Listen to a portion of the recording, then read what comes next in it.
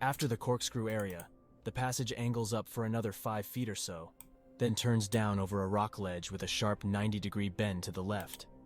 Up until now, cavers had used this small area after the corkscrew to turn back on themselves if needed, and head back through the difficult section.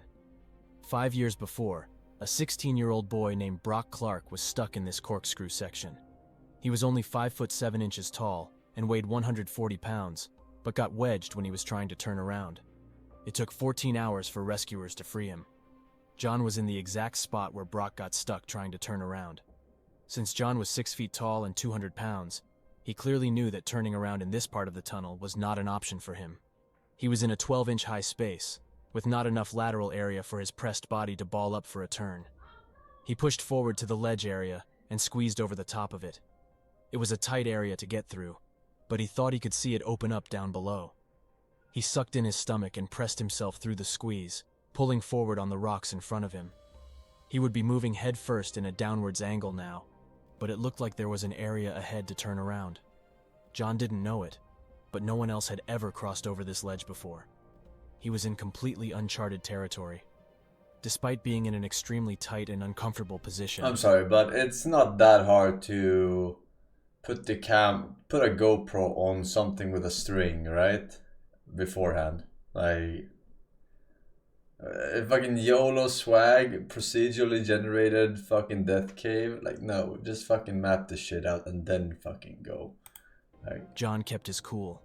He was certain that there would be an opening ahead. All along, he thought he was in some part of the birth canal, where many cavers had felt stuck in the constricting tunnel, but ended up being just fine once they reached the other side. Once he passed through a tight zone, he started to slide toward the bottom of this tunnel. He was nearly doing a handstand, trying to hold his body up and figure out how to push backwards. He still couldn't turn, and now he was upside down. Gravity was pulling his 200-pound body against the fading strength of his arms. He yelled out to his brother Josh and told him not to follow him, but to go back out. They discussed his options and decided that moving forward to try to turn around was the best idea. He was collapsing onto his shoulders and head at this point, and needed to make a move to get out of this vertical position. His headlamp gave him a glimpse of a hole in the floor ahead, which might lead to a larger space. He felt a little more hopeful now, thinking that they would be laughing about this misadventure over Thanksgiving dinner. He made the slight turn and headed towards the hole. Exactly how he got himself into this tunnel hole is unknown. It's thought that he may have slipped, hit his head, and became wedged in the tight space. The other thought was that he looked in the hole, but misjudged what he saw, thinking it was an opening and not simply a dead-end fissure. Either way, Jon had ended up in a small opening in the bottom of his tunnel, which was impossibly narrow. Just 18 inches by 10 inches, not much bigger than the screen of a laptop computer. Jon found himself wedged nearly completely upside down at a 70-degree angle. He had spent some time trying to push himself back upwards out of this hole. It was exhausting. His arms were pinned in a useless position, one folded over his chest, and the other trapped on a rock down by his side. He strained against the walls and quickly realized that all of his effort would not move him back up 5 feet to the shallow tunnel. His calves and feet were still free up in the passage, but his legs were now wedged on the smallest side of the hole, only 8 inches wide. He started yelling for Josh again. His brother knew that he was trying to turn around, so his yells were not a good sign. Josh made his way back into this tight space and traversed the corkscrew path. But unlike his brother, he went feet first this time. He continued toward the sound of Jon's voice, up over the ledge. He finally came to an alarming sight. He could see the end of his brother's legs sticking out of the rock, as if it had swallowed him whole. He inched forward until his feet could squeeze one of Jon's legs. He tried to grip and pull up, while Jon pushed from his end. After several futile attempts, they were both feeling exhausted and frustrated. Josh could see that this was very serious, and they would need professional help to get him out. They agreed that Josh should go get help, and Jon should try, as much as possible, to stay calm and relaxed. While Josh went for help, one of the other family friends went into the area to speak to Jon and let him know that he wasn't alone. For several hours, Jon just remained trapped upside down, focused mostly on the chore of breathing. The fissure squeezed his chest, where only shallow breaths were possible. All of his efforts to move up had actually settled him deeper into the crack.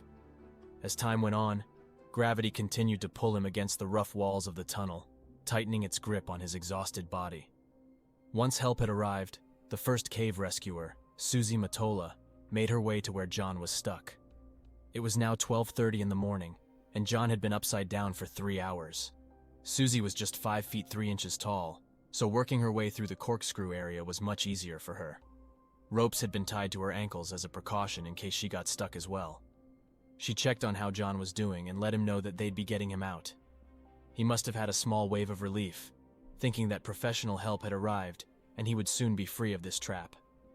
Susie tied webbing straps around his legs and then fed it back to the pit where the tunnel started. Several attempts were made to pull on the ropes to leverage Jon back up and out of the fissure. There was just too much friction on the ropes to make any effective release on Jon. He was still pinned, without the use of his arms to fully assist. After attempting a few things and considering many aggressive options, the decision was made to enlist a pulley system in order to help lift Jon up and out. A pulley had been successfully used when Brock Clark was stuck 5 years before. Even though they had a plan of how to help, this was not an easy location to work in. Each piece of equipment would need to be brought in from the entrance, which took nearly an hour to reach the other side of Just at this point, just bite the cyanide pill in your tight, fucking tooth, and only right? smaller power tools could be carried in and out. You're not getting out of this shit. Only one person could be in there to assist at a time, and they would need to be small or wiry to effectively move through the passage.